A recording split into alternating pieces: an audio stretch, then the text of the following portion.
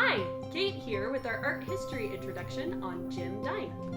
The pop artist Jim Dine is especially interesting because he is still alive and doing art today. In fact, if you find yourself with some extra cash to spend, you might even be able to buy a piece of art that he created this year.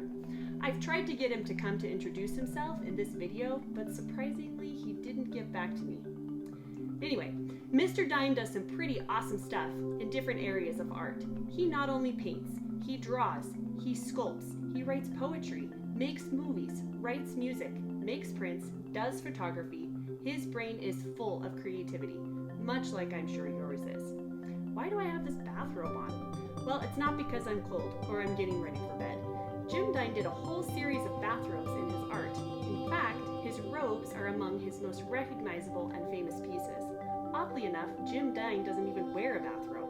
However, he titled his first bathrobe picture a self-portrait because he felt that summed up how he felt about himself. What does that even mean? Well, take his hearts for example. The heart is a symbol for love. It is a picture that we have come to associate with our feelings.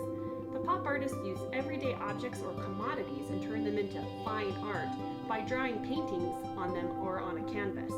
Jim Dine usually didn't see himself as a pop artist because he thought that those artists were only interested in commercial products, like Andy Warhol's soup cans or Roy Lichtenstein's comic books.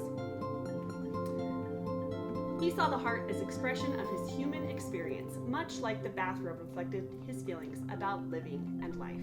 So he would use these everyday objects and symbols that people would recognize to say something about his art and in his life.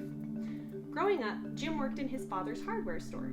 He did loads of drawings of scissors, pliers, and other common tools. He also drew paintbrushes a lot, because aren't those also tools that helped him create awesome things? So, as we create our Jim Dine hearts today, maybe you can think of other times you see hearts in your life, or use your artwork to reflect your feelings and personality, because there's no right or wrong way to be creative, just like Jim Dine teaches.